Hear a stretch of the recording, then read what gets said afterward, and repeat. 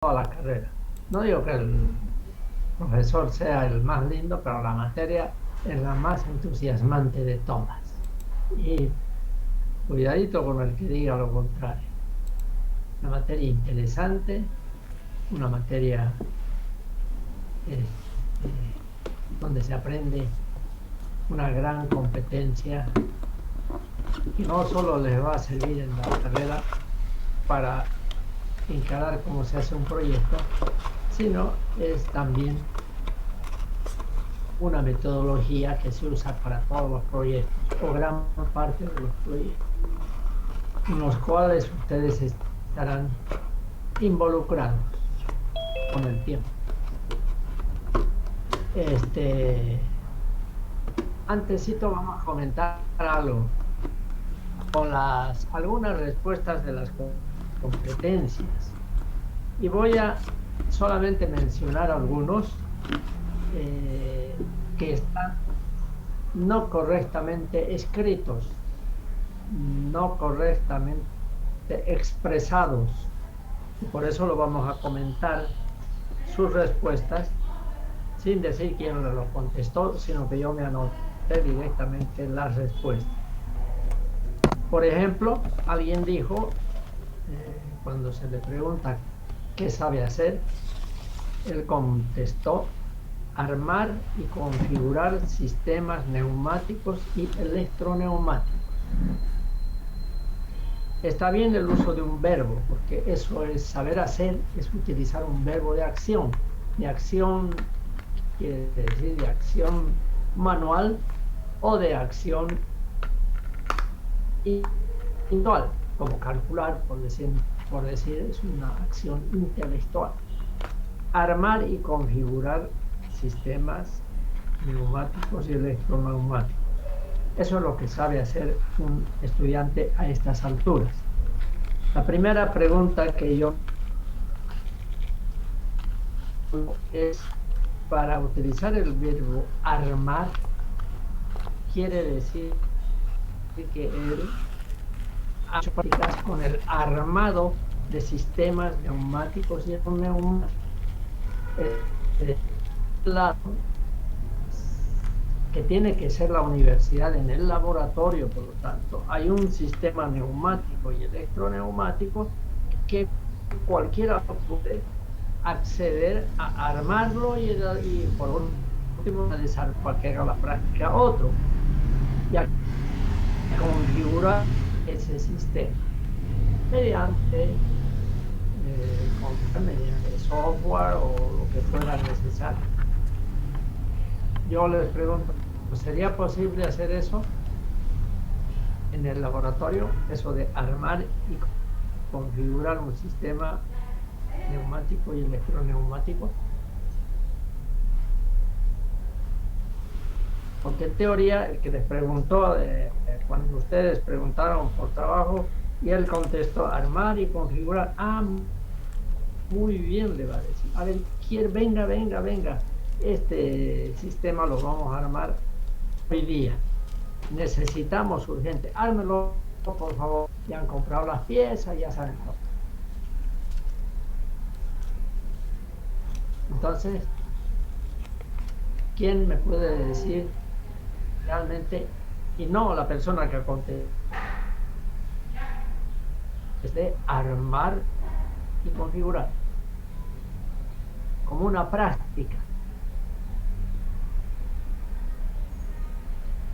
¿Nadie? ¿Ese silencio quiere decir que nadie hizo eso o que todos están de acuerdo que está bien? Todos hacen esa práctica.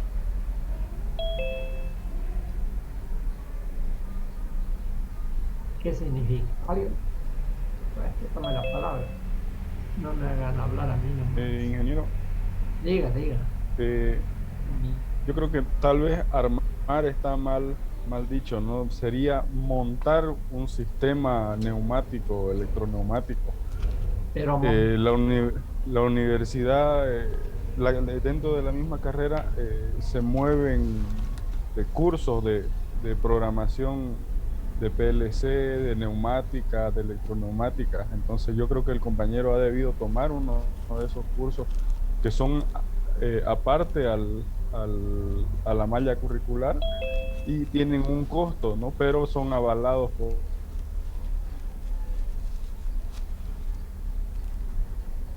la universidad. Claro, pero no son parte, hacen más materias.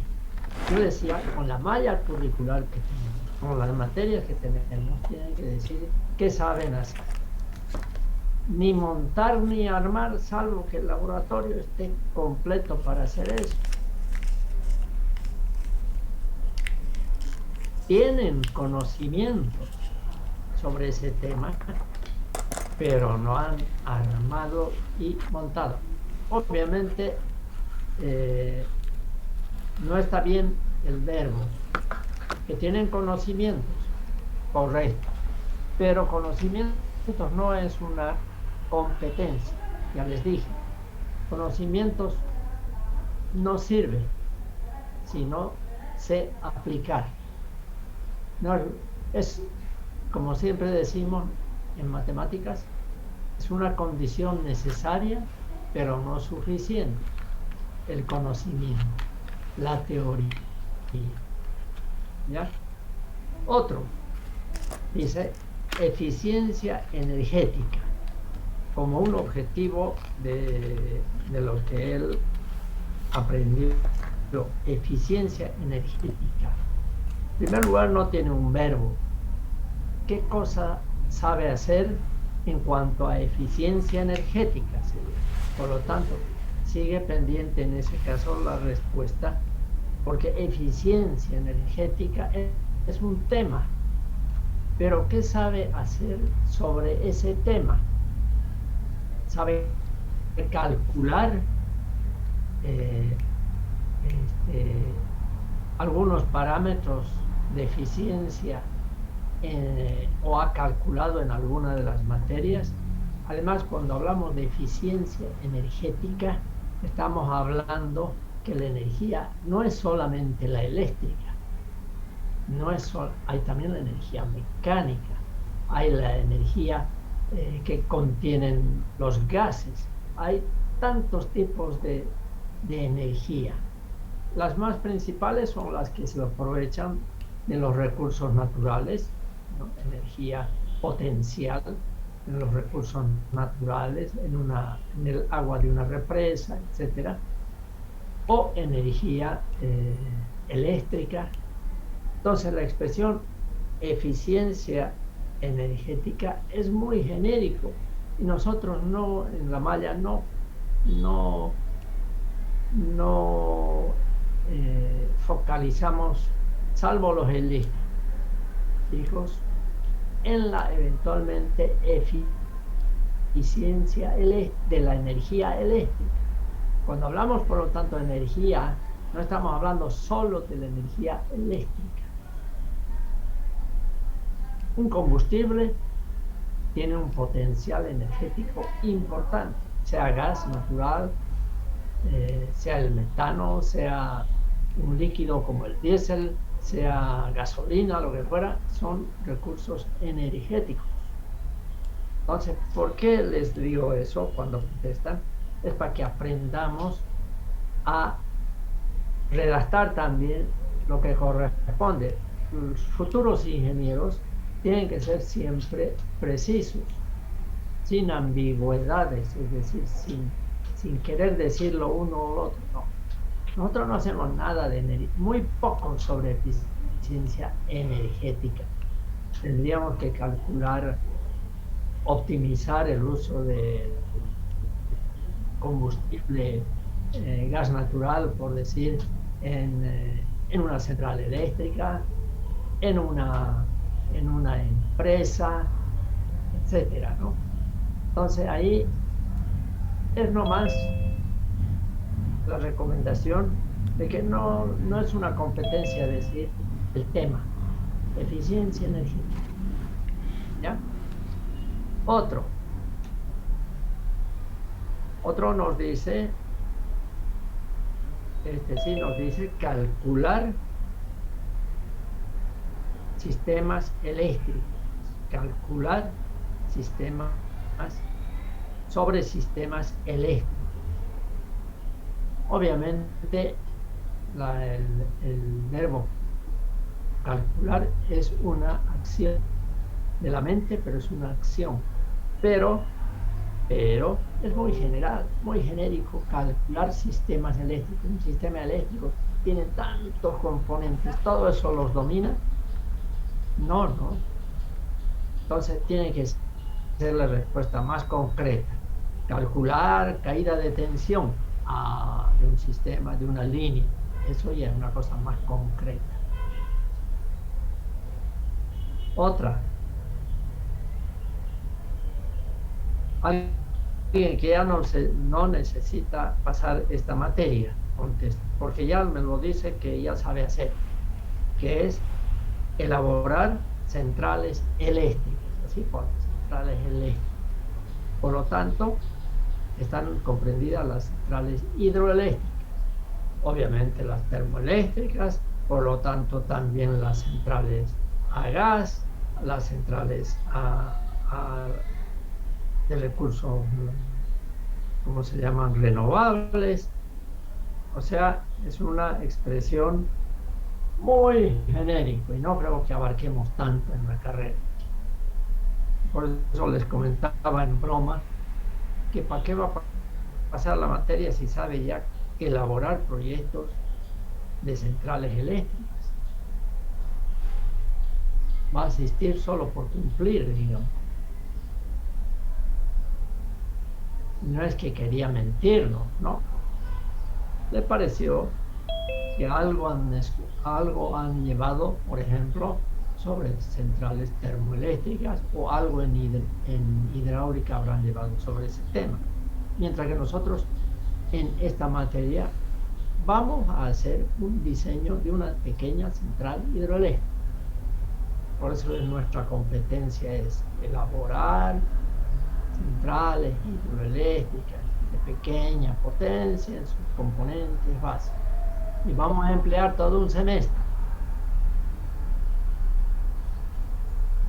Ahora, probablemente el estudiante que contestó esto quiere decir que de repente ha trabajado con un grupo de colegas y ha participado en la elaboración de centrales eléctricas, otro tipo de centrales hidroeléctricas también, qué sé yo. Pero decir que sabe elaborar centrales eléctricas en el 9º semestre quiere decir que va a tener que dedicarse durante esta materia a recordar eso, nada más. No importa quién lo ha contestado, pero es nomás ya para la precisión de la pregunta, ya para aprender a precisar, a ser concretos en lo que se les preguntó. ¿Qué sabe hacer? Después de haber llevado, por decir, 40 materias en toda la carrera. Como ingeniero futuro eléctrico o mecánico o electromecánico, mecánico no, porque no nos metemos con ellos mucho, pero sí electromecánico y eléctrico, ¿qué sabe hacer? Otra respuesta dice, uso de software. Siempre traten de contestar con un verbo. Uso de software, CAD, Vector y otros. Esto es lo interesante. Esta es una competencia. Quiere decir él que sabe utilizar, sabe emplear los softwares como CAD y otros. Lo que en ingeniería eléctrica se utiliza a menudo en proyectos es el AutoCAD, el Vectorworks y eventualmente software especializados. Por ejemplo, para el cálculo de corrientes de cortocircuito en una red, ya eso requiere de un software especializado. En operación de centrales seguramente ya van a emplear esas cosas. ¿Ya? Pero lo que yo quiero decirles es que eso no aprendido en la carrera, es decir, como parte de una materia. No creo. No hemos puesto, los que nos pusimos a diseñar los contenidos de cada una de las materias.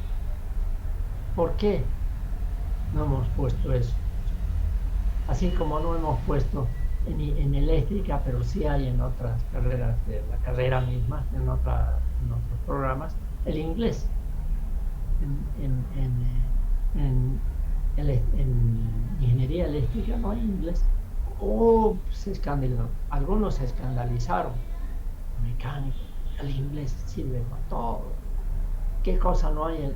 De repente de aquí a un poco va a ser el chino, pero por ahora el inglés es el, el idioma dominante mundialmente. El que no, el que es un buen investigador, por ejemplo, y que su trabajo lo publica en español o en otro idioma, pues tendrá una cierta difusión. Pero si lo publica en inglés, ya es otra cosa. Puede acceder cualquier otro par, es decir, otro profesional, no importa que sea de la China o de donde sea. Sin embargo, no hay en la materia inglés. ¿Saben por qué? ¿Alguien se atreve a contestar por qué no está incluido? ¿Por qué no hay una materia que diga que tienen que aprender a utilizar AutoCAD y Vectorworks, que son los más ocupados en la carrera? Por lo menos en eléctrica, seguro. Y en mecánica hay otros, similares, pero otros. SolidWorks, no sé cómo le llaman. Y no están en la carrera a aprender a manejar esos paquetes. Nadie se anima a decir por qué no están. Como no está este tema del inglés, como no está tampoco los AutoCAD y Vectorworks. ¿Será porque hay otras academias, por decir unos institutos que enseñan y que no sería tan relevante llevarla en la carrera porque podemos aprender por otras partes? No sé si es esa la respuesta. Correcto. O sea, es como si preguntáramos, como si dijéramos o metiéramos algo tan fundamental para un ingeniero, pero terriblemente importante. Ortografía, redacción, sintaxis, elementos de la gramática española. No hay ninguno. Y uno diría, bueno, no somos de humanidades, no somos literatos. ¿Saben qué? El ingeniero tiene que estar permanentemente haciendo informes. Los proyectos se redactan. Y no es solo fórmulas, y no es solo esquemas, no solo curvas. Hay que redactarlo. Más aún si esos documentos, cuando son estudios, por ejemplo, de factibilidad, que van a alcance internacional, porque hay que hacerlos aprobar a nivel de banco del BID, a nivel del Banco Mundial, etcétera. Por más ingenierístico que sea, tiene que tener un cierto nivel de redacción, tiene que ser comprensible para todos. Y sin embargo no llevamos. Entonces, inglés, estos sobres como el uso de la computadora y utilizar Excel, Word, Vectorworks, AutoCAD, hemos dicho en inglés, y ahora decimos ortografía, redacción. Todo eso es una condición necesaria. Si ponemos 3 materias extras para mejorar en eso, quitamos 3 materias nuestras de las carreras que ya nos hacen falta. La tecnología avanza rápido y y ya algunas carreras se hacen mucho más obsoletas. Entonces no podemos darnos el lujo de ocupar profesores en algo que deberíamos saber, deberíamos dominar, deberíamos tener las competencias suficientes. Un segundito, por favor.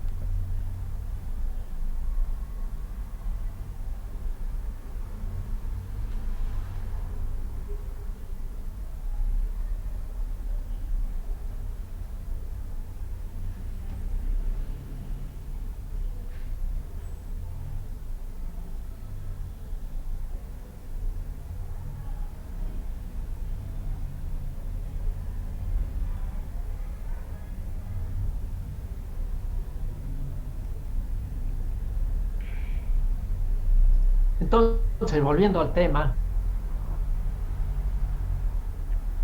resulta pues que el dominio del idioma, el dominio de esos paquetes como Excel, Word, Vectorworks, AutoCAD, y el dominio del inglés, bueno, no tanto como dominio, pero lo suficiente como para entender un catálogo de inglés y mejor todavía otras cosas, pero sobre todo para entender el catálogo en inglés o la literatura que sale. Si yo soy un investigador y hago un trabajo y quiero que salga en inglés, obviamente no necesito dominar el inglés como para redactarlo en inglés. Contrato un traductor y me lo hace. Pero si quiero leer muchos estudios, muchas cuestiones, primero salen en inglés en el mundo, por ejemplo, los alemanes, los franceses, los italianos sacan estudios, lo hacen en su idioma y después de unos meses aparece ya en inglés. Eso es fija, pero hasta que aparezca en español o en algún idioma más comprensible va a pasar tiempo. Entonces, es importante que el inglés, Vectorworks, Word, Excel, etcétera, y ¿cuál es el otro? La redacción, hagamos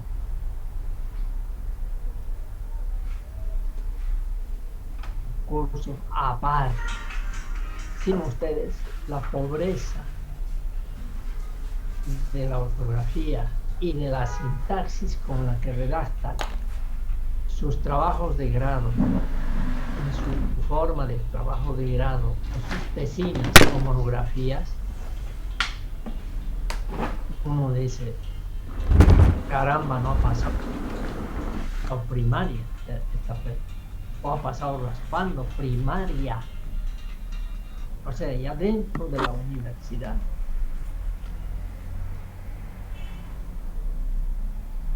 Entonces son cosas que sí o sí tenemos que compensar haciéndolo más cursos, que además la misma universidad, por ejemplo, hace cursos gratuitos prácticamente de inglés y cursos sobre Vectorworks, sobre AutoCAD, permanentemente en tecnología se hacen, que no son gratuitos, pero son baratos. Ya nomás el hecho de donde ya se hace complicada la cosa es cuando se trata de redactar.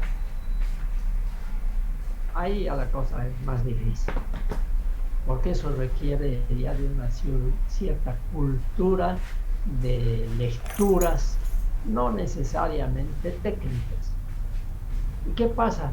¿Qué importa, podría decir uno de ustedes, que no sepa redactar bien, si yo me las voy a manejar?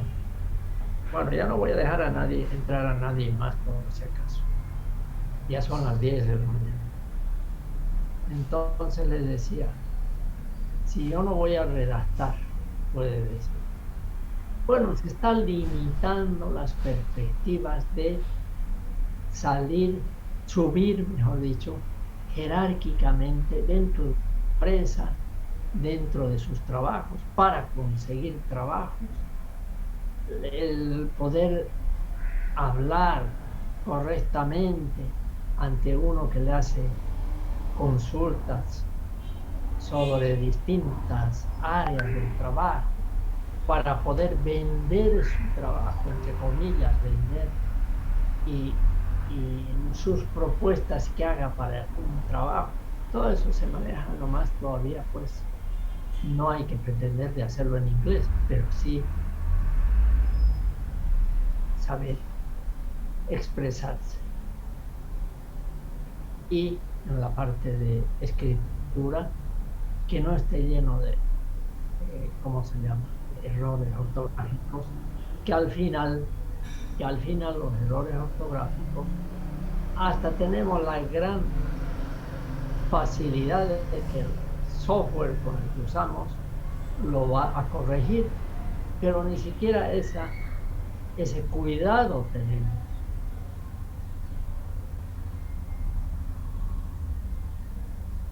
Y eso ya para uno del noveno semestre, décimo semestre, ya es importante. De ahí que es importante la competencia de una materia, para que en cada materia, cada uno de ustedes, o por grupos por lo menos, entregue un resultado escrito, no solamente cálculo, resultado escrito donde redacta,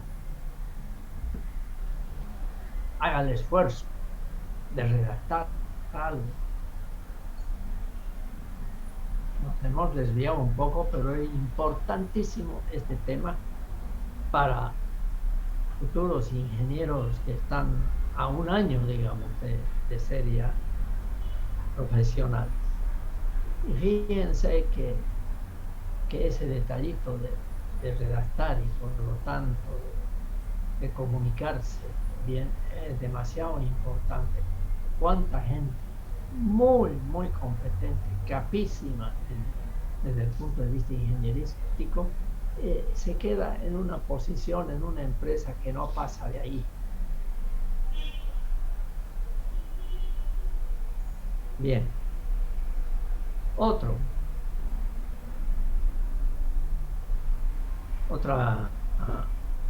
respuesta es realización de distribución de postes. Una pequeña corrección nomás requiere, salvo que esta persona hubiese aprendido en la materia, por ejemplo, de líneas de redes de baja tensión o de media tensión, haya aprendido a realizar la distribución. ¿Qué quiere decir? Incluso estar en la fase de decir dónde exactamente tiene que poner los postes y estar en el lugar, haber hecho práctica de eso.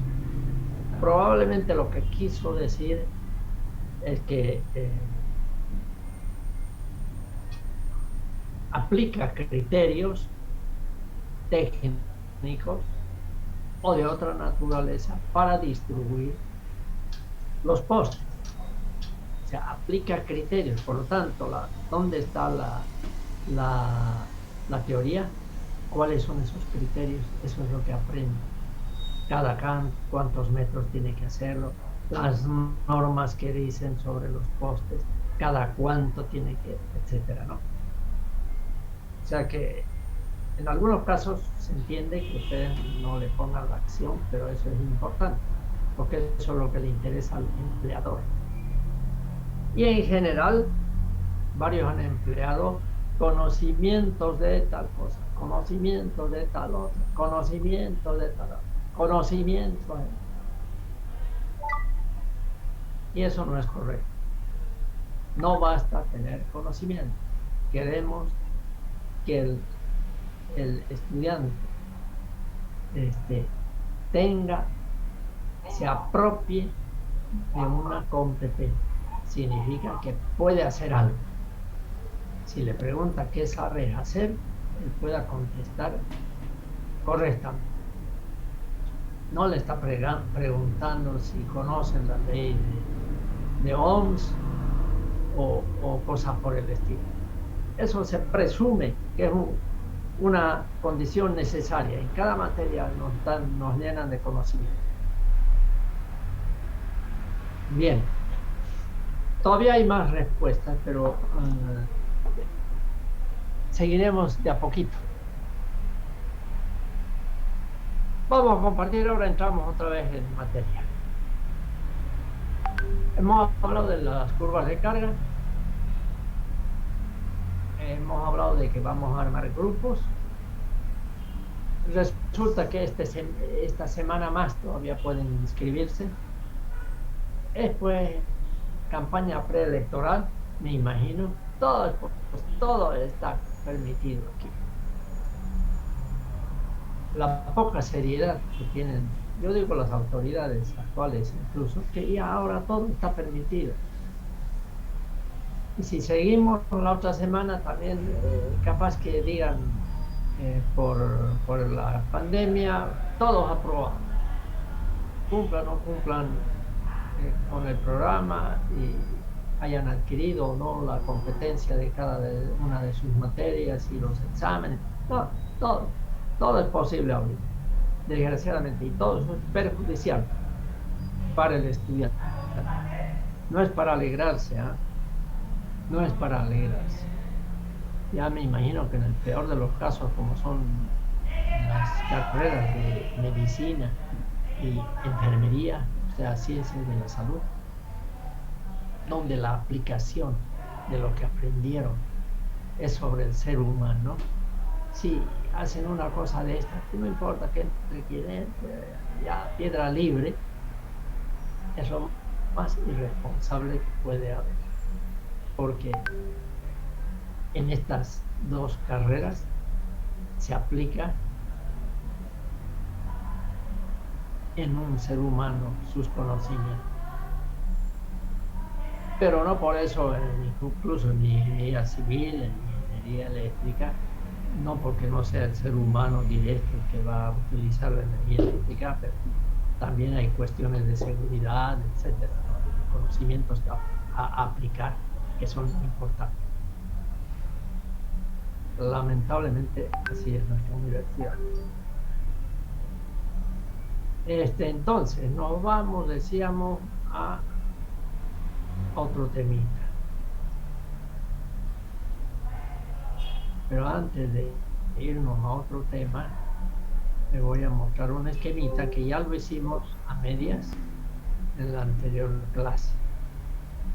Ese esquema un poquito más elaborado es el esquema de una central hidroeléctrica y las obras que contiene, sin entrar, digamos, en detalle adentro de la casa de máquinas, donde están las turbinas y generadores. No, este es una visión de las obras necesarias que hay que hacer. Decíamos que tenemos, voy a hacer aquí un ladito,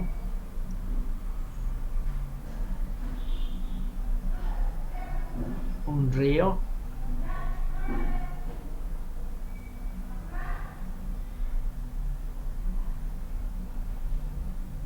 que vendría a ser este de acá, es decir, acá, el río que viene detrás de esta montañita que viene, quién sabe desde dónde, desde las lluvias. Tengo un grafiquito que nos muestra el ciclo del agua en la tierra, se los voy a mostrar después, la otra clase. Entonces aquí hay un río y lo primero que se le hace es esta, aquí dice presa, en realidad es una obra de toma que sirve para desviar el agua hacia el canal. Este es el canal. Viene el agua, se topa con este desvío y vamos a ver fotografías de centrales donde yo he trabajado y donde hay actualmente muchas de ellas. Entonces el agua viene, se topa con esta pequeñísima obra de toma y la desvía hacia el canal. Pero antecitos en los primeros metros del canal se construye un desarenador.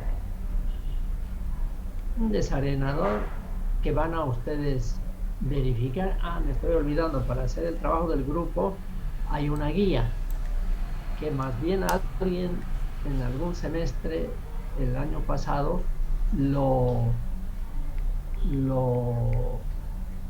digitalizó, porque no tenía yo esa guía en digital, lo tenía en un librito. Entonces no hay problema, me olvidé yo traer y ya, pero les voy a para la siguiente clase pasar a mi página. De repente está, no me acuerdo. Y entonces aquí el canal decía, ¿no? El canal, bueno, aquí lo vuelvo a mostrar, aquí está la replicita, la obra de toma, perdón, la obra de derivación, el agua que viene por aquí, se desvía hacia el canal y el agua que sobra pues sigue su curso, como aquí dice. Parte va a venir a este lado y parte se va a seguir su curso. Y uno diría, ¿para qué lo quiero llevar? Estoy de estéreo, no va a generar energía eléctrica esta que sigue. Ni modo, sobró agua, hay más agua en el río que lo que necesita, porque este canal está construido para una determinada potencia que ustedes van a ver, para cada grupo. Unos serán para 500 kilovatios, otros para 1 megavatio, otros para 100 kilovatios, pues esas chiquitas. Y el río es suficientemente caudaloso como para que parte nomás mande allá y parte sigue su curso. ¿Sí, verdad? Entonces el canal, y aquí al comienzo está el desarenador, que no tiene otra función más que acumular agua. El desarenador será una especie de depósito. El agua va a venir por acá, va a venir por ahí y va a seguir por acá. Se va a llenar esto y va a seguir. Y para que ocurra eso, generalmente el canal visto de planta va a ser una cosa así. ¿Sí? ¿Sí? ¿Sí? Como hay dibujos en la guía, no lo voy a hacer mucho mejor que esto, porque hay dibujos, ya esquemas bien más precisos. Vista de planta es así. El desarenador no es más que un depósito en el que el agua llega, y como esto es mucho más ancho que el canal, estas paredes están a mayor distancia entre sí que el canal, ¿qué va a ocurrir con la velocidad del agua que viene de allá? De aquí, mejor dicho, que entra. ¿Qué va a ocurrir con la velocidad del agua cuando entra a este depósito? Al ensancharse, ¿qué va a ocurrir con la velocidad? ¿Alguien me puede decir? Disminuye la velocidad, ingeniero.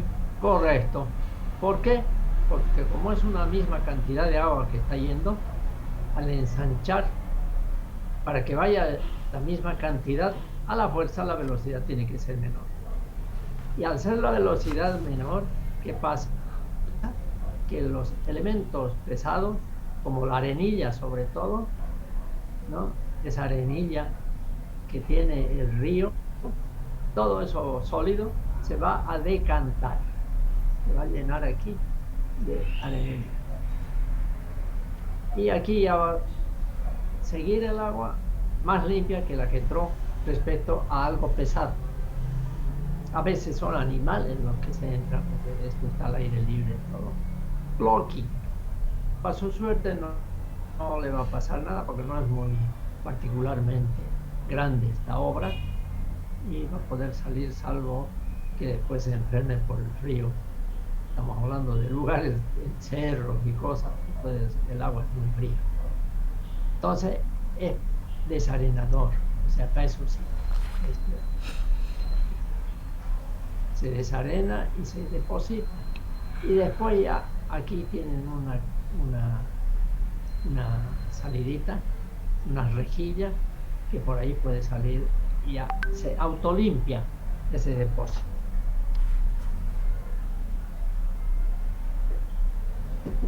Porque no quiero que vaya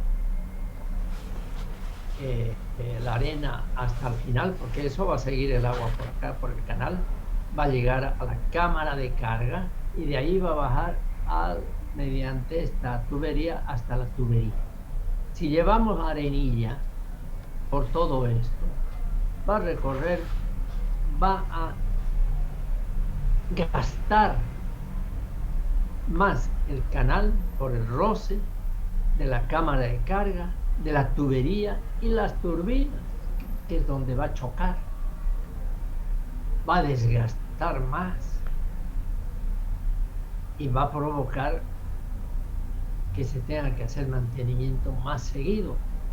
Entonces es bueno a toda costa hacer que no contenga acá material como es la arena, o peor si son elementos más de mayor tamaño, ¿no? Pero la arenilla es más que suficiente para que ejerza sobre las turbinas como una especie de ¿cómo se llama? Esto que sirve para igualar una superficie, lija. Va a lijar la turbina, las va a desgastar esa arenilla.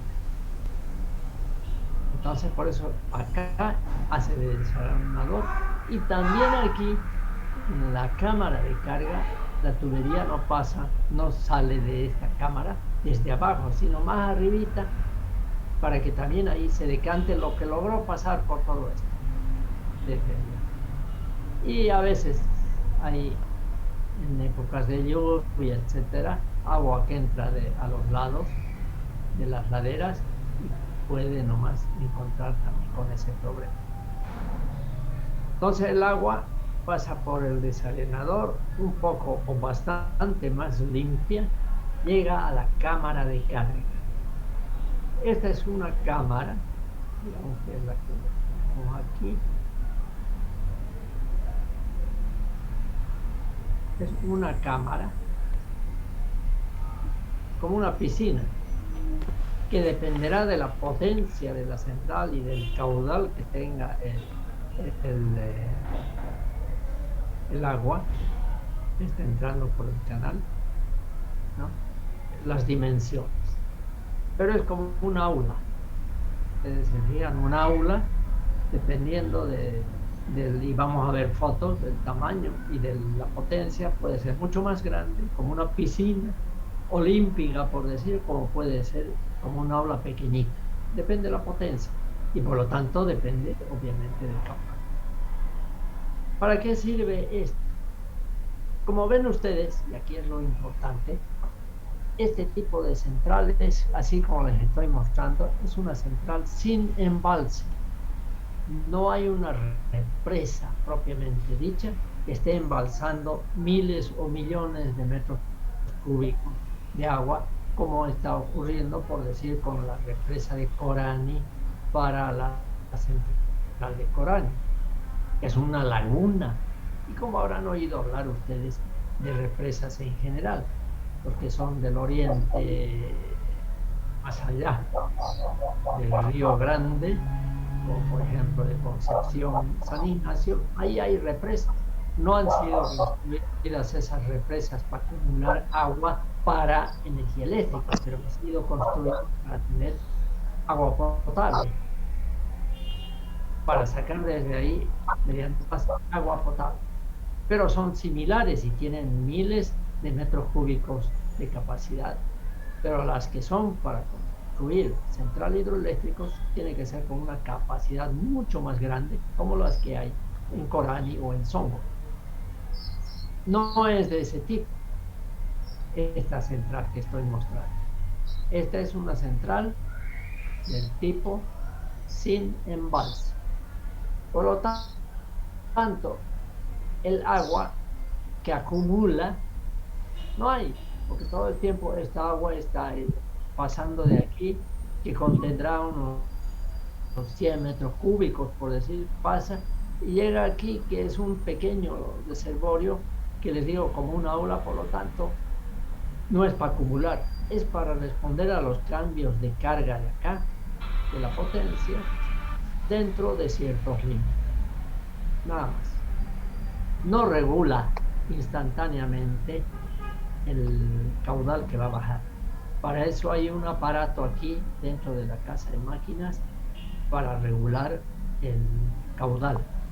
No, no es para eso. Es simplemente por mantener dentro de ciertos límites en esta cámara que siempre esté llena o por encima de la tubería que va a bajar o que baja, por decir, como aquí estoy diseñando, como está aquí. El río. Bien, así lo más de sencillo funciona una central hidroeléctrica. El agua que está a esta altura, sobre el nivel del mar, y que llega hasta la cámara de carga, donde tendrá una determinada, como decíamos el otro día, un determinado nivel, por ejemplo 2500 metros sobre el nivel del mar, 2500 acá, y aquí eventualmente se podrá tener unos 2000 metros sobre el nivel del mar. Por lo tanto, entre esos dos, ¿qué hay?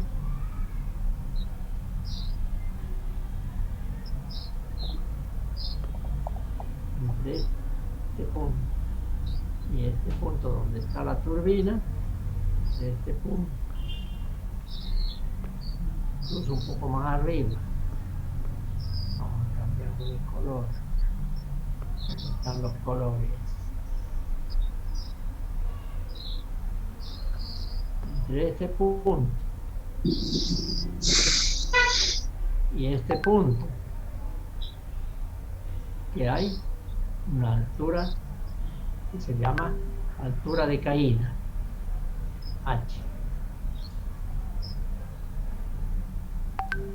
Y como ustedes todos ya saben de hidráulica, si no saben se lo inventan, la potencia que puedo obtener para mi central hidráulica, cualquiera que sea, es igual a 9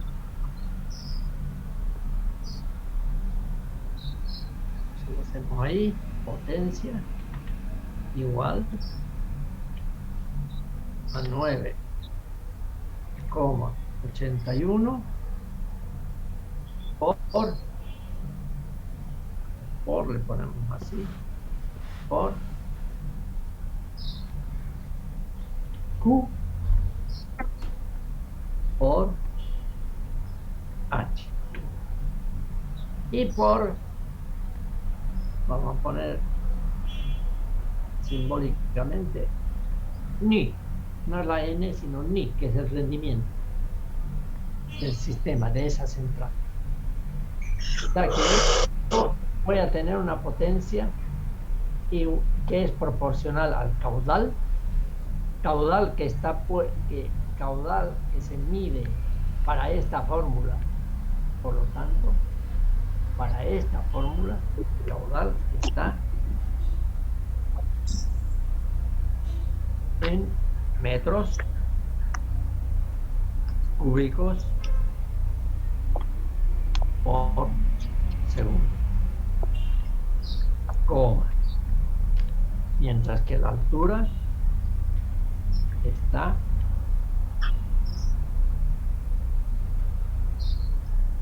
altura se mide en metros. Es la fórmula más sencilla que cualquiera de las centrales de cualquier naturaleza para conseguir la potencia. Si ustedes se ponen a calcular la potencia en un grupo electrógeno a gas, o en una turbina a gas, o en un sistema un motor a gas o lo que fuera, termoeléctrico o incluso de viento y demás, la potencia es mucho más compleja. Las fórmulas finales tienen que ver con temperatura, tienen que ver con muchos otros elementos, con con cantidad de combustible. Es difícil. Aquí esta es nuestra formulita de la más sencilla. Por lo tanto, la potencia, ¿de qué depende? De esta constante, o que es constante, y por lo tanto no hay vuelta que dar, del caudal y de la altura. Obviamente el rendimiento ya depende de otros factores, ¿no?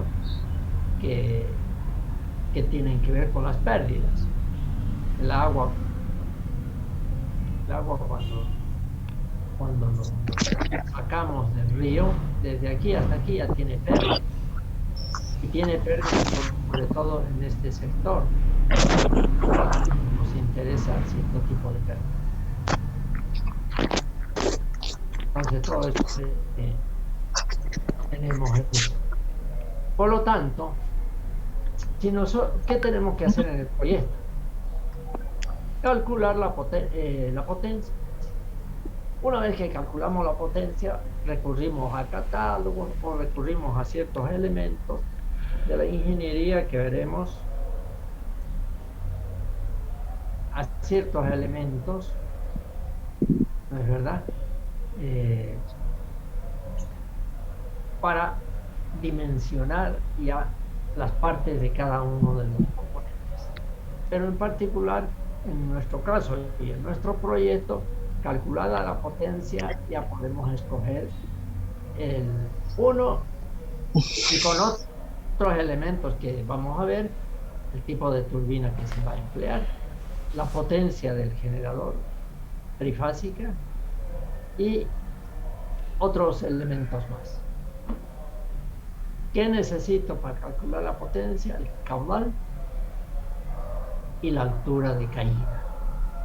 O sea, y todo esto, cuando hacíamos en clase presencial,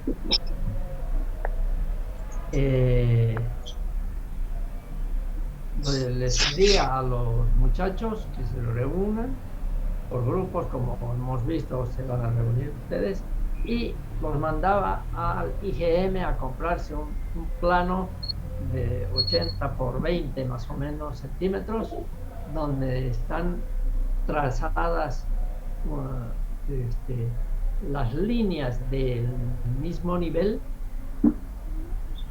por lo tanto son planos topográficos, cartas topográficas de determinadas zonas donde se puede uno en esos planos del IGM, en esas cartas geográficas del IGM, puede detectar ríos, dependiendo donde a uno le toca.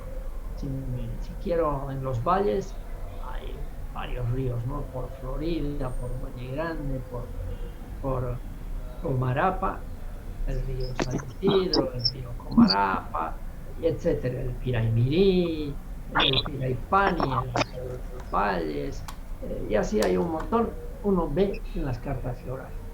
Entonces, cada grupo compraba su plano y ahí lo definía, esta altura. ¿Cómo lo definía la altura? Ya lo vamos a ver el detalle un poco más allá. ¿Entendido? Lo importante es que ahorita ya tienen ustedes una idea más clara de lo que es una centralita hidroeléctrica. Por un lado, la H la van a ver en los planos del IGM. Y el caudal yo les voy a dar los datos para cada caso.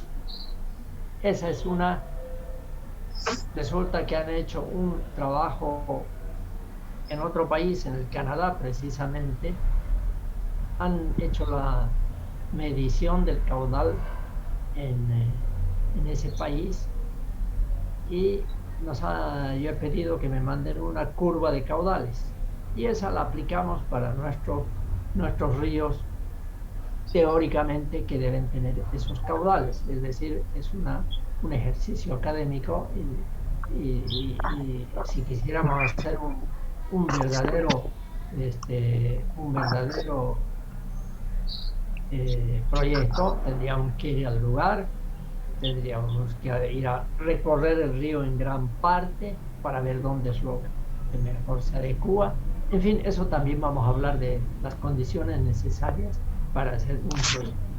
Pero en nuestro caso, por lo menos vamos a tener este detalle. Vamos a tener unos planos que se encuentran en internet. Pueden buscar planos de IGM. Yo voy a buscar los míos que tengo por grupo y en eso vamos a determinar la H. Y el caudal, ahorita mismo les voy a mostrar cómo lo vamos a determinar, el caudal del río que nos toca. ¿Entendido? Hasta ahí. ¿Me dejo entender, mejor dicho? ¿O hay alguna preguntita? Miren que no cobro por preguntas que se resuelven. ¿Todo bien? No sean tímidos. Hay pocas chicas aquí que les van a criticar. No, además no se hacen ver. Pueden decir lo que quieran. Bueno, no tanto del tema, ¿no? Este esquemita igualmente. Todo lo que yo haga, estos gráficos, etcétera, todo lo que he construido con gráficos y fotos y cosas por el... Y hasta videos que tengo de cuando he hecho mis visitas a las centrales, todo eso está a disposición de ustedes en mi página de internet, que todavía no está habilitada, pero que a partir del martes próximo ya va a estar habilitada. ¿Ya? Bien. Pasemos a la siguiente parte, que es el caudal. La H ya sabemos dónde lo conseguimos. Les voy a mostrar ahora mismo. Primero vamos a salirnos de eso es. Nos vamos a salir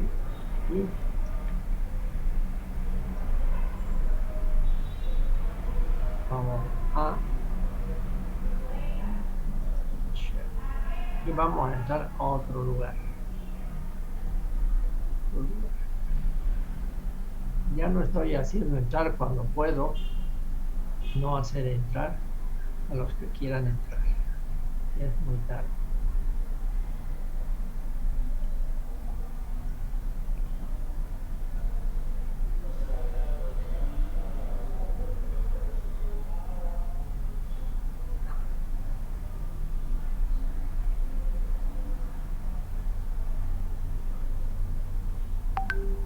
Vamos esto está compartiendo, sí, está bien. Entonces, ¿están viendo eso? Lo que estoy mostrando, un mapa. No. Oh. Ya, entonces vamos a compartirlo ahorita. A ver que me salí para compartir ahora la cosa.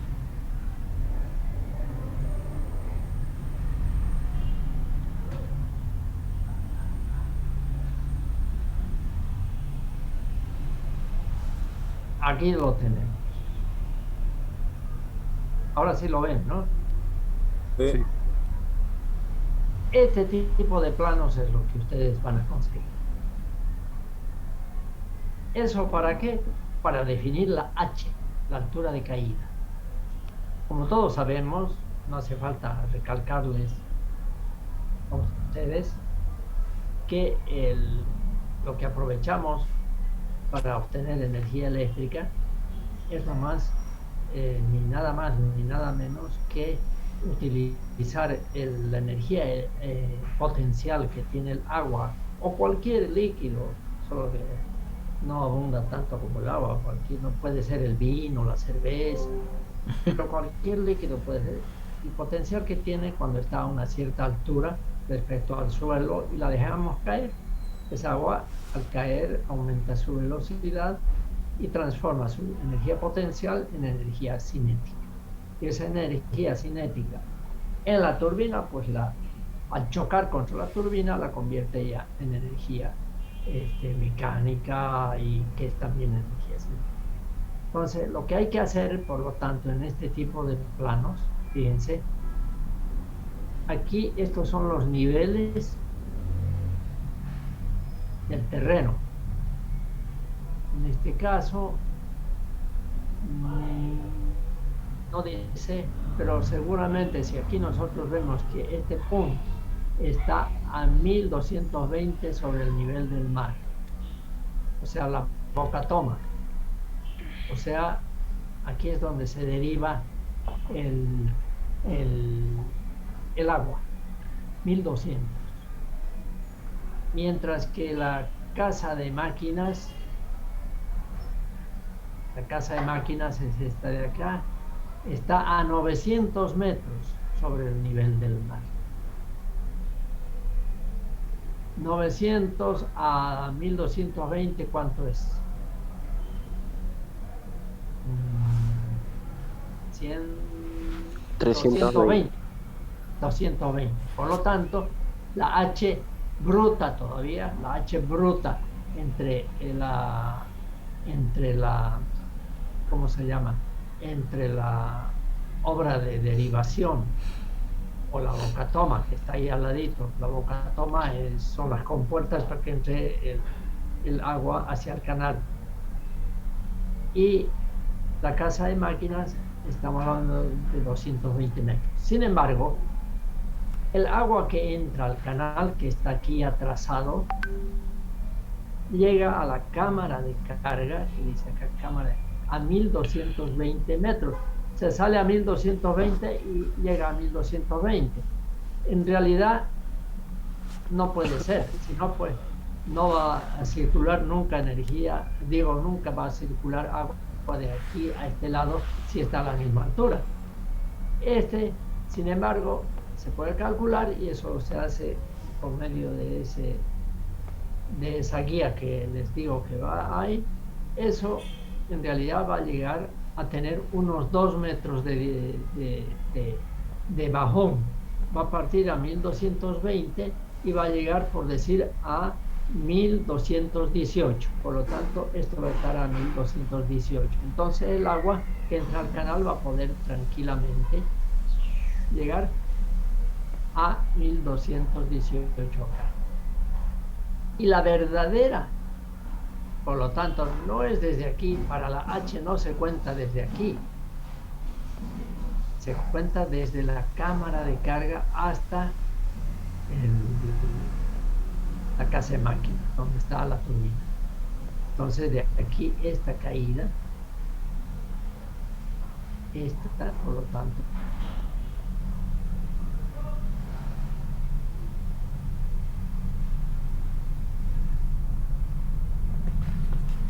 de los niveles no es tan preciso como para detectar 2 metros de diferencia entre este punto y este punto. Estas distancias tendrían que ser mucho más grandes para poder detectar y hacer enfocarlo más abajo, ¿no? Más cercano. Entonces ahí estamos con los 1218 metros y aquí, por decir, estamos con los 900 metros y por lo tanto esta es la caída. Fíjense que la cota se llama, son esas, y la diferencia de cotas, o sea, de altura entre los dos puntos, no la distancia, no importa para el cálculo de la potencia la longitud de la tubería, no.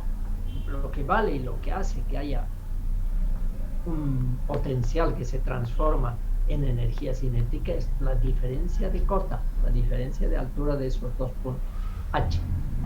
No hay que confundir con la H,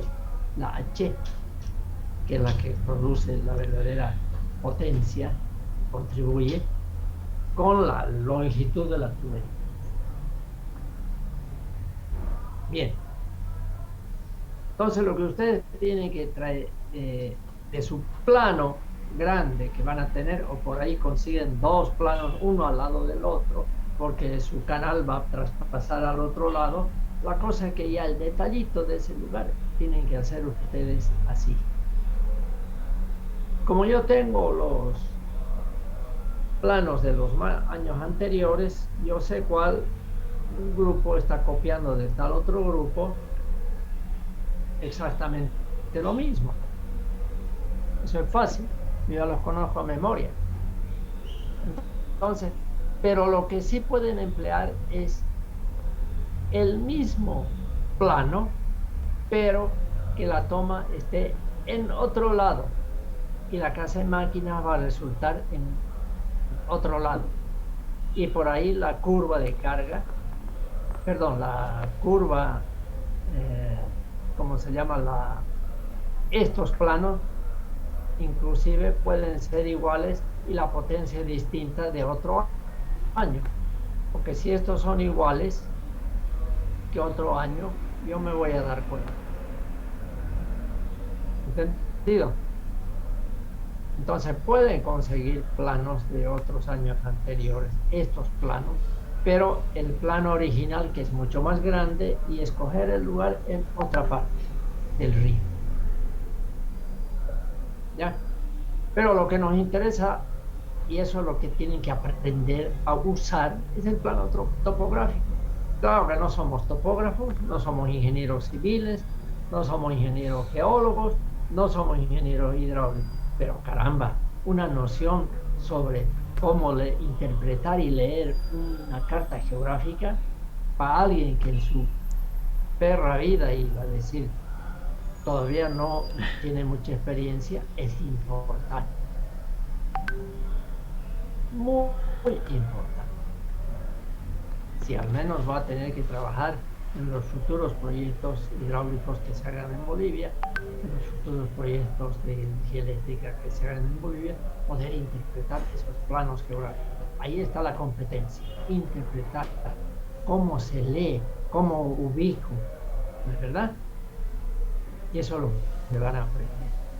A hacer esto que está aquí, pero en otra parte, aunque fuera el mismo río, pero en otra parte del río. Para que lo hagan, realmente lo que hagan sea lo mismo, pero distinto desde el punto de vista de la ubicación, y por lo tanto la altura va a quedar distinta. ¿Ya? Pero eso es lo importante. Este es un ejemplo. Así que vayan pensando en las cartas geográficas que van a conseguir de internet. Ahí está. Ya lo hemos visto entre el semestre de los 2 semestres del año pasado. En internet, en este campo, encuentran todo. ¿Qué es importante? Que la escala del plano sea 1 en 20.000. No 1 en 120.000, que hay también. Los planos son del mismo tamaño, pero abarcan mucho más. No nos interesa porque hay poco detalle. Y lo que IGM a nivel internacional y de Bolivia en particular ha diseñado son los que se utilizan además para todo tipo de proyectos, son los planos 1 en 20.000 como escala. De modo de que entre un trazo, una de estas uniniveles, cada una de estas curvas es el lugar donde se tiene el mismo nivel respecto al mar. Fíjense, acá yo puedo ver que este es un cerrito donde digamos que aquí es 1000, aquí es 1100 sobre el nivel del mar.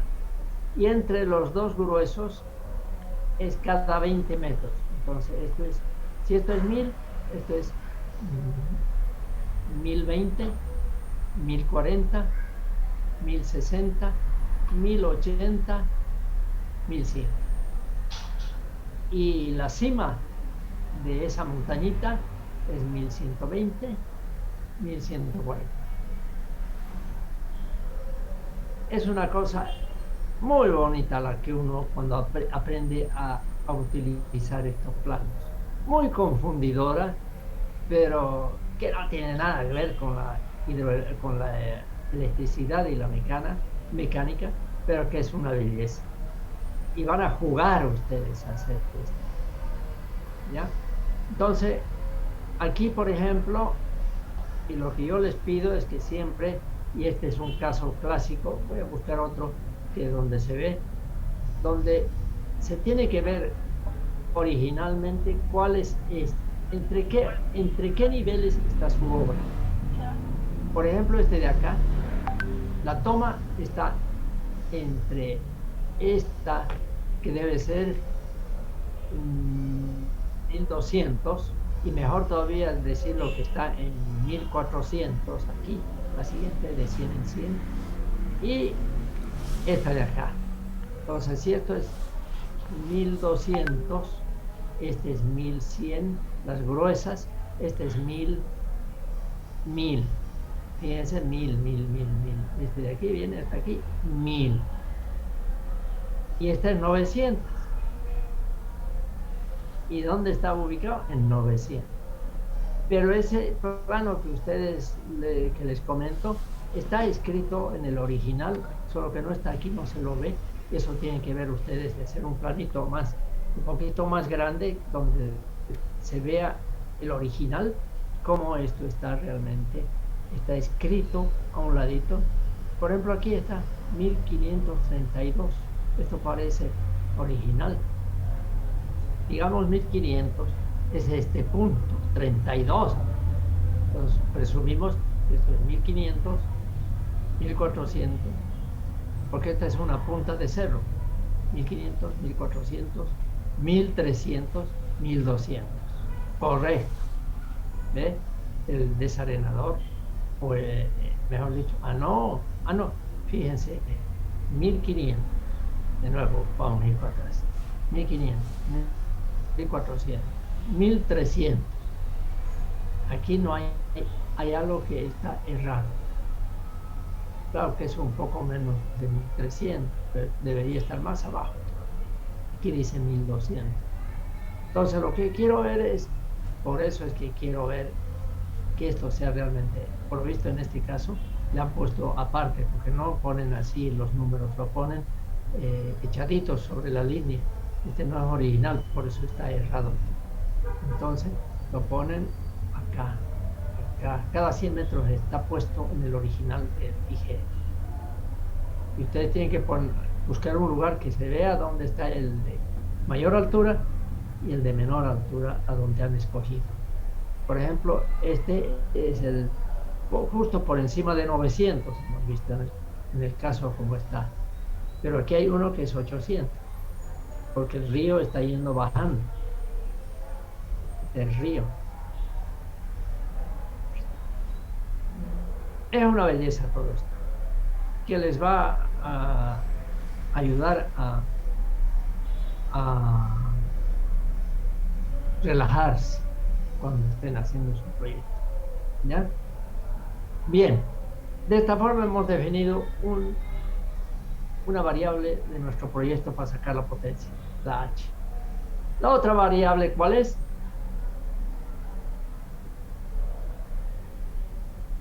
El caudal. Entonces nos vamos a una curva. Vamos a ver si ya la puse.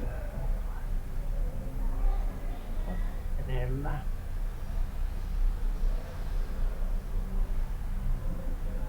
Aquí está.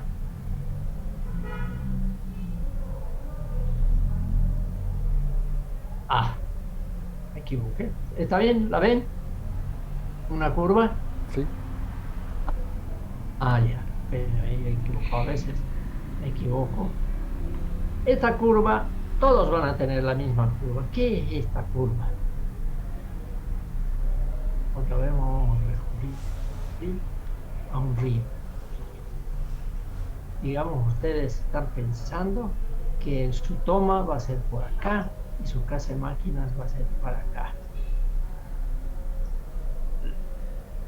Lo que les interesa es saber el caudal que va a entrar al canal. Este es el canal, está la cámara de carga, y por lo tanto aquí abajo está su casa de máquinas, por esto. Y su río continúa, de modo de que con el agua que sale de aquí se va al río de nuevo. Entonces, ¿qué me interesa? saber cuánto es el caudal del río en el lugar donde lo voy a tomar. Porque me interesa utilizar un caudal determinado. Ya hemos visto cuál es la fórmula. P igual a 9.981 por Q por H y por el ¿cómo se llama? El rendimiento total. H ya sé cómo definir. Caudal. Todos sabemos que el caudal de un río es totalmente variable en el año. No hay vuelta. Hay una época de sequía y hay una época de riadas. ¿Qué hago? Aquí mi fórmula me dice, mientras más caudal, más potencia. Mientras más altura, más potencia. Entonces, hay estudios que hacen los hidrólogos, que es toda una especialidad muy hermosa, pero muy poco, ¿cómo podemos decir? Muy poco pertenece a las ciencias exactas. Porque qué cálculo, qué datos, qué ciencia nos puede decir cómo varía el caudal en un río en cualquier año. ¿Alguna ciencia nos lo puede decir en forma exacta? Ninguna.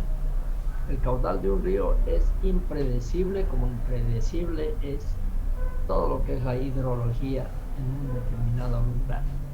No es una ciencia exacta, es más probabilista. Entonces, se hacen estudios, en primer lugar, donde se supone que es el lugar para hacer una buena obra de derivación de donde se va a tomar el agua. Se hacen mediciones de caudal de ese río durante años. Los norteamericanos tienen mediciones de sus ríos por 100, 200 años de medición, todos los días. Y además, en un día, ¿acaso va a estar el agua el mismo caudal? No, varía. Por eso se hacen registros actualmente, que antes medían, se hacen registros de los caudales hora por hora, todos los días durante años. Un proyecto que se respete como cálculo de caudales es un proyecto donde usted tiene la información de 100 años y más muchas veces 80 años, porque solo así usted puede proyectar al futuro, que es muy probable que haya tal caudal. Por lo menos es muy probable que el agua en 100 años nunca se secó, o que el agua en 100 años, cada 20 años le viene una riada de la gran flauta que destruye todo y hace problemas. Un momentito, por favor.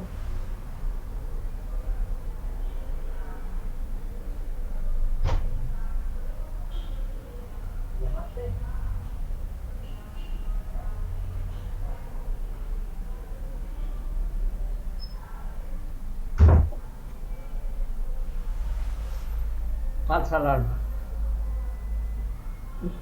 Entonces, cuán difícil es la hidrología y cuán difícil es pronosticar lo que va a pasar en el futuro. Es como el pronóstico del tiempo, ¿no? Entonces, hay ríos que dependiendo del tamaño, de la potencia de lo que uno va a hacer. No es lo mismo hacer un proyecto como el de Río Grande, Rositas o el de Pala, que hacer un proyecto de uno de los valles acá en Santa Cruz.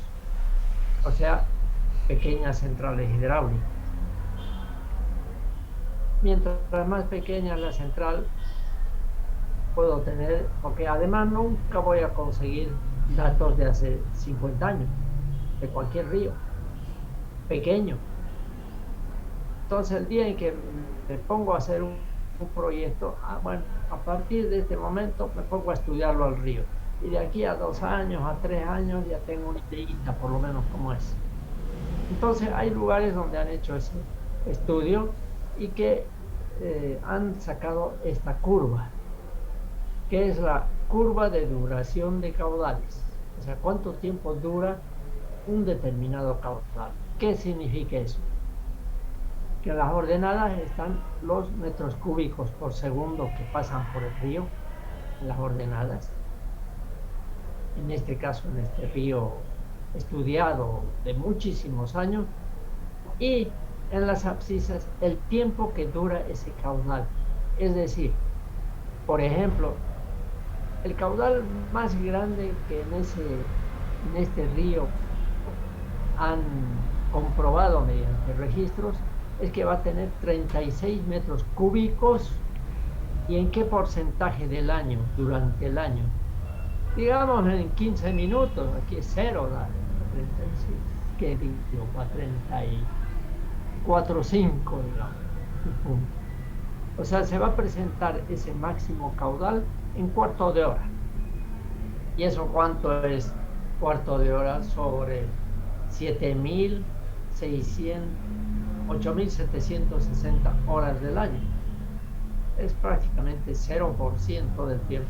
O sea, es una riada que puede durar un cuarto de hora, hace bolsa todo, tiene este caudal de 34 y algo metros cúbicos por segundo, y que no se presenta más quién sabe en cuánto tiempo.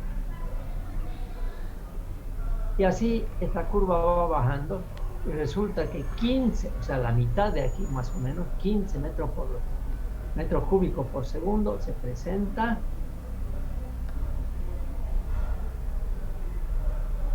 en 15, o sea, este puntito de aquí, por decir, en el 5% del tiempo del año. 15 metros por segundo. O sea, bastante caudal, pero solamente en cuántas horas del año. 5% de 8.760. Alguien que calcule eso rapidito. 438. 438 horas. Ya, digamos 400. O sea, en el año va a tener ese río 15 metros cúbicos por segundo. Y no es que los va a tener 15 metros por segundo en 400 horas, pero a partir de tal fecha cuento las 400 horas, que significan ¿cuántos días? Un año casi. No, horas mejor dicho, unos cuantos días. 400 entre 24, ¿no? Más o menos, da unos 20 horas en todo el año. Y no es que los tiene a partir de un punto las 400 horas. Y a partir de aquí 400 horas, 15 metros cúbicos, ¿no? Quiere decir que en enero tuvo 15 metros cúbicos durante una hora. En febrero, que son meses lluviosos, durante 4 horas o 20 horas de ese mes, bastante caudal. Y así sucesivamente, 400 horas a 15 metros cúbicos por segundo. Y esparcidas en el año. Obviamente, en la época seca no va a tener ese caudal. Pero aquí hay otro punto que dice la curva, por ejemplo, 5 metros cúbicos por segundo durante, que es un poquito más del 10% de las horas del año. O sea, durante cerca 800 horas del año va a haber 5 metros cúbicos por segundo. Y por último, hay un momento en que, suponemos en este río, nunca es cero caudal, siempre hay un mínimo de caudal aquí.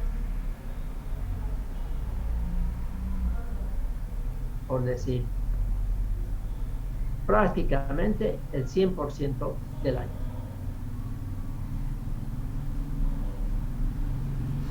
Que no es justamente ese, sino justo esta recta en realidad va bajando, pero casi. Pero ya podemos garantizar que el mínimo, que no quiere decir que no va a secar nunca cuando tenga, por decir, 2 metros cúbicos, 2 metros cúbicos por segundo. De ahí no baja. Entonces, si yo quiero utilizar esta curva, porque es la que he estudiado, un equipo de hidrólogos lo ha sacado, me va a decir cuál mínimo que todo el año va a haber. Y si yo voy a hacer una central eléctrica, quiero pues emplear un caudal máximo en esta fórmula que me garantice que todo el año voy. Por lo tanto, en este caso, con 2 metros cúbicos por segundo, que siempre tiene ese río, nunca baja por debajo. Este nunca es entre comillas, ¿no? Porque, como decíamos, es cuestión de probabilidades. Por ahí hay nomás un año seco y se seca el río. Y que es muy probable que sí, que este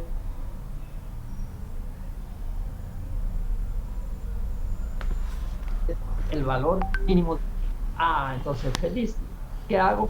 Pongo aquí 2, pongo aquí, por decir, 100 metros, que es lo que ya he visto en mis planos de topografía que hemos visto hace un rato, y ya estoy seguro que con 2 metros cúbicos por segundo y 100 metros de caída por 9,81 y con una aproximada eficiencia, digamos, del 0,8, ¿cuánto voy a obtener? A ver, ¿quién me lo calcula? Esto, 2 metros cúbicos por segundo, H, 100 metros de caída, y N, 0,8, ¿cuánto da? 1569. 1569 kilovatios, porque esa fórmula está, las dimensiones en metros cúbicos por segundo y H en metros, y el resultado nos da en kilovatios. Y si, digamos, se trata ¿mil cuánto dijo? 1569. Ya, 1500, digamos, kilovatios. Entonces, si su pueblo va a necesitar 2000 kilovatios, no le va a alcanzar. Entonces, ¿qué? Hay 2 opciones. O busco otro lugar, otro río, o busco que en vez de 100 metros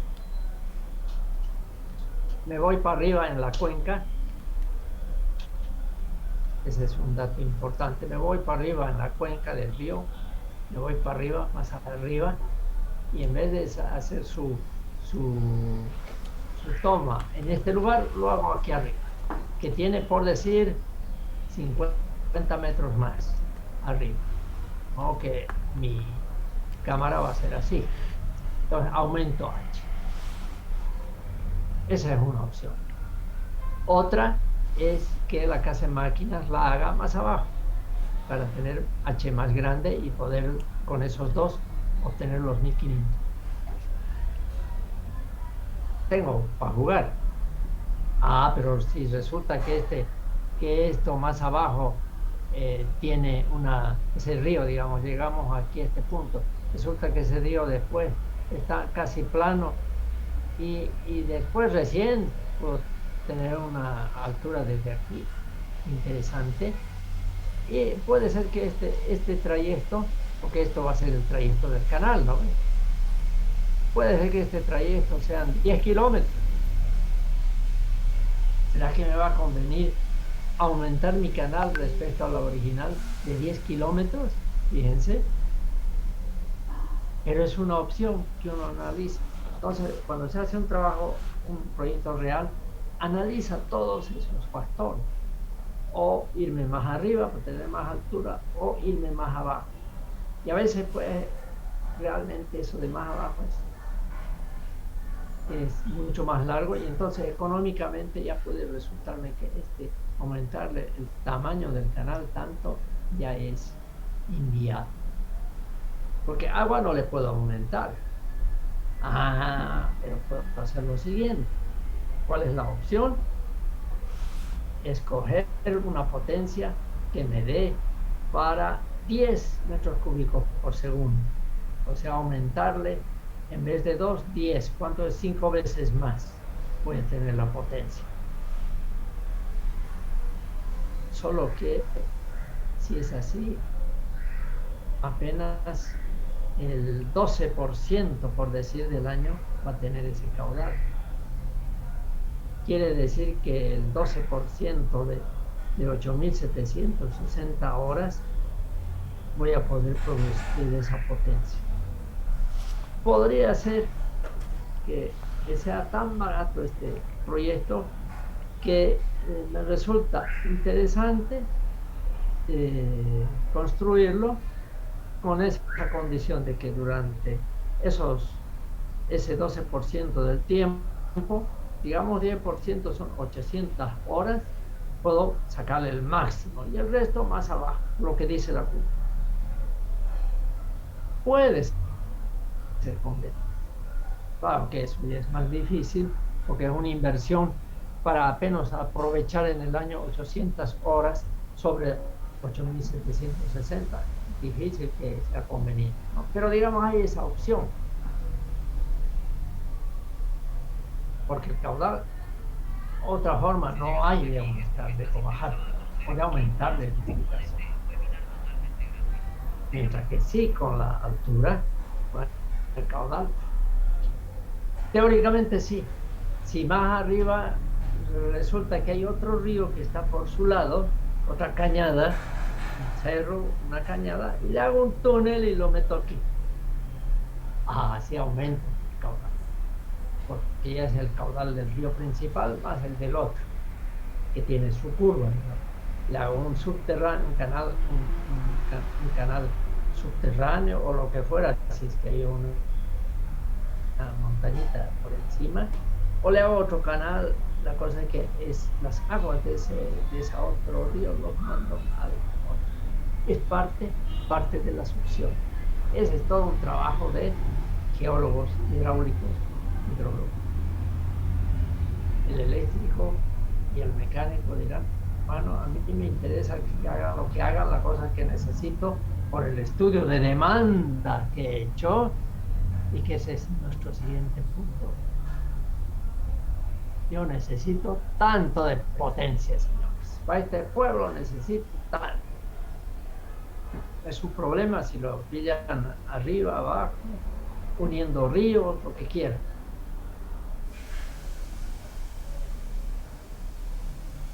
¿Está bien? Hasta ahí todo, ¿no? O sea que para un proyecto hidroeléctrico, y esa es la belleza, se intervienen varias profesiones. Interviene el topógrafo, toda la ingeniería topográfica, interviene el ingeniero hidrólogo, ¿no? Y el hidráulico. Por supuesto que el hidráulico también. El ingeniero hidráulico es un ingeniero que calcula las estructuras, que calcula las dimensiones del canal. No es lo mismo hidráulico que hidrólogo. El hidrólogo se ocupa de los pronósticos y de todo lo que pasa con las lluvias. El hidráulico se ocupa de hacer el cálculo. El estructural también de hacer cálculos si va a resistir. El geólogo, ¿será que este canal va a aguantar en ese terreno, en la ladera? ¿No será que va a estar sobre un terreno totalmente deleznable, de modo que en la primera lluvia se baja abajo todo? Hace estudios geológicos, de geotecnia, hidráulico, geólogo, todas esas ciencias entran en esta primera parte. Y nosotros los eléctricos y no mecánicos recibimos toda la información. El que le peló de uno de ellos, le pela todo el proyecto. Y que nos diga que esta curva no es así, es otra, ya le peló todo el proyecto. Porque el resto hace en base a lo que ellos dijeron. Y el que dijo que esta es una ladera, un terreno totalmente firme, la roca está apenas a 1 metro y se puede, no hay nada que hacer, que va a resistir cualquier cosa. Eso nos lo dice el geólogo. ¿Verdad? Entonces, pero nosotros los eléctricos y mecánicos estamos pues atentos a todo eso. Porque a veces la gente protesta tanto en los canales de Santa Cruz, que cada lluvia fuerte que hay se rebalsan los canales, los barrios se inundan, etc. Los canales rebalsan pues porque se lo calculó para una lluvia de X que se produce cada 20 años. Porque si lo calculo, como hacen en Estados Unidos muchas veces o en Europa, que el canal debe aguantar una lluvia fuerte que se presenta cada 100 años, o sea que durante 100 años ese canal está siempre con un caudal, porque ni la mitad, digamos, pero cuando hay esa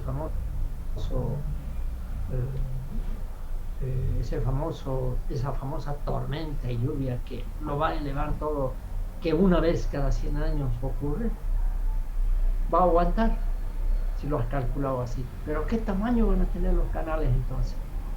Y ahí entonces la gente diría que bruto, los ingenieros, este canal que es un elefante blanco que no es capaz de, que todo el tiempo está vacío, con un poquito de agua cuando llueve. Hay todo un análisis económico también. Por eso es que los canales que tenemos pues se hacen para una recurrencia, se dice, de tanta lluvia cada tanto tiempo. Y bueno, cuando llegue el caudal de la lluvia que llega cada 80 años, aceptamos que se va a inundar todo esto, porque económicamente no podemos hacer un canal para que cada 80 años aguante esa lluvia. No, es fácil criticar a veces a la ingeniería, pero en este caso, yo personalmente en este caso considero que los ingenieros de la alcaldía, etcétera, calculan para un caudal pues que se presente, digamos, cada 20 años y no cada 50, no como lo que se presentó el año 83, que nunca más se presentó ese caudal y inundó todo Equipetrol y muchos barrios. La Villa 4 de Noviembre, todo eso se inundó en el 83. Todas las casas se inundaron ahí. Y no había canal que aguantar. Y toda esa gente tuvo que irse a lo que se llama el Plan 3000.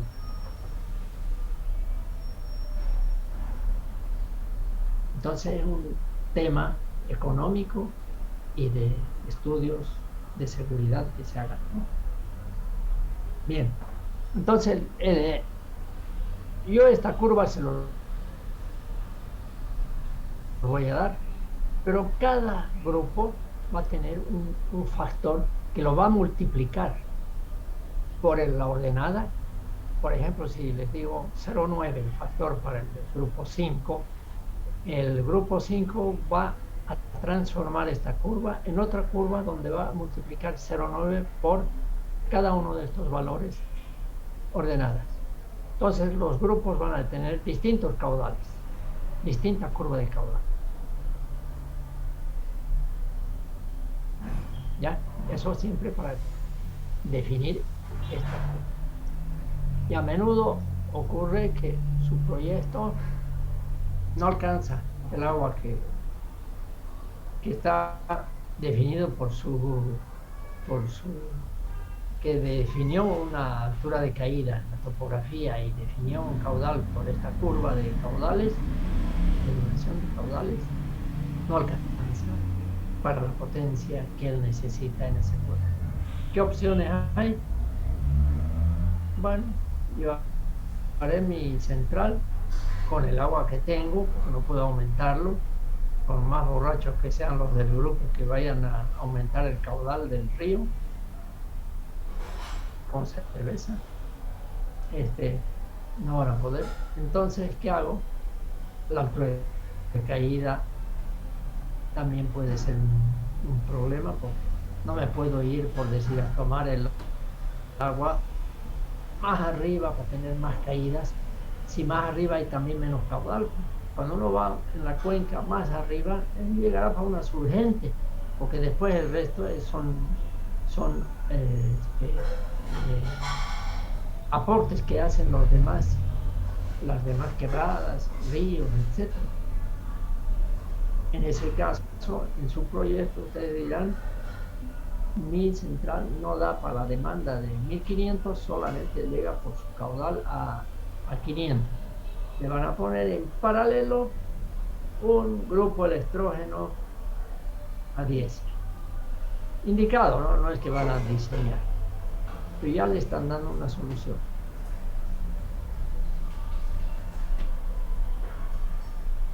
¿Entendido? Sí. Entonces, ya vayan ya analizando a ver si logro encontrar. Había una página interesante de planos, que lo debo tener, planos topográficos, que lo debo tener anotado para pasárselos, donde está todo Bolivia, es para escoger, porque este proyecto que ustedes hagan no es solo un proyecto de Santa Cruz para Santa Cruz, porque hace falta, hay condiciones en Chuquisaca, y estamos hablando de pequeñas centrales, no de grandes, porque eso no daría más de un semestre entero exclusivo, 2, 3, 5 semestres para hacer un proyecto de esa naturaleza. Entonces, pueden escoger muchos lugares en Cochabamba, sobre todo en las partes semi-montañosas o montañosas, o cosas por el estilo. Un grupo ha hecho en el Illimani, en el Cerro Illimani. Bueno, no era necesario tampoco. Ahí estaba garantizar el agua, decían, y tienen razón, porque hay nieve, hay nevados. Qué mejor garantía. El nevado es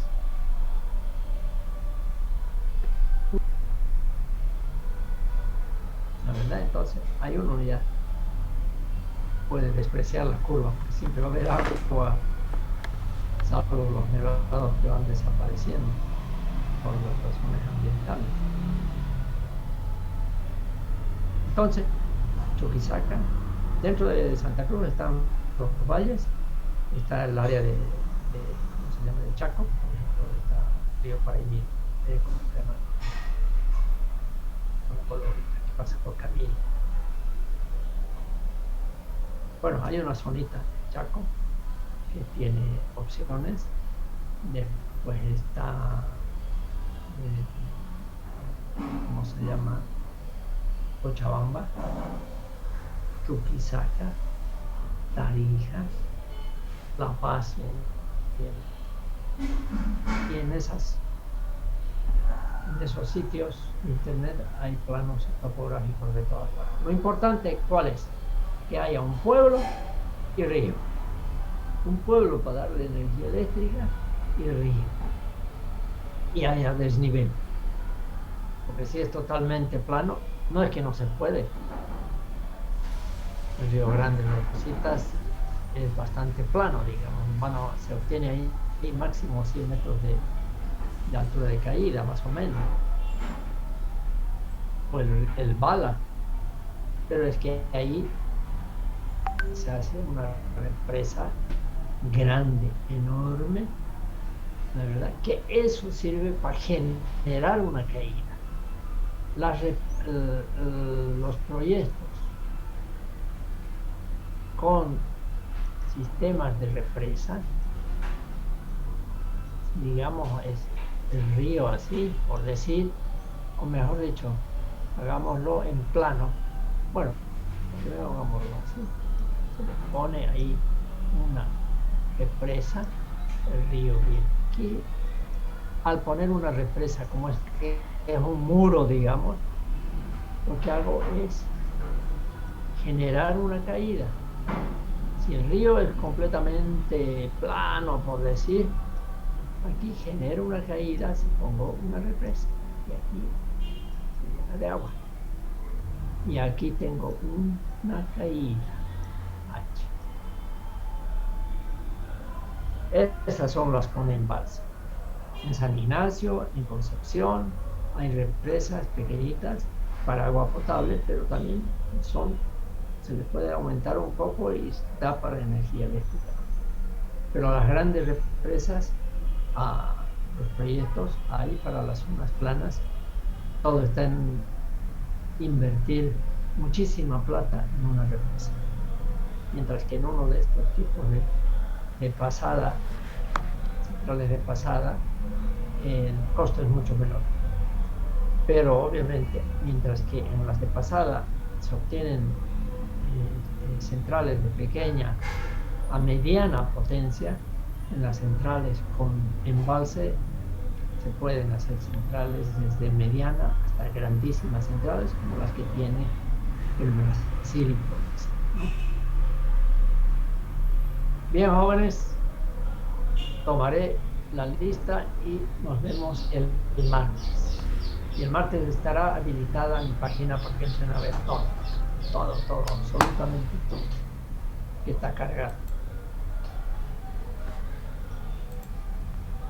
Ahora sí vamos a tomar lista, porque siempre es bueno saber si alguien viene, enciende al principio su computadora, se cuelga y después se va.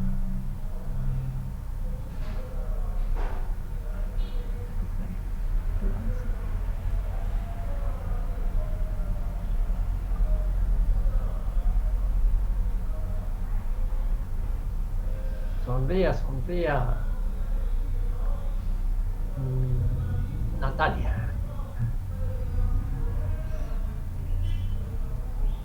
Para la audiencia.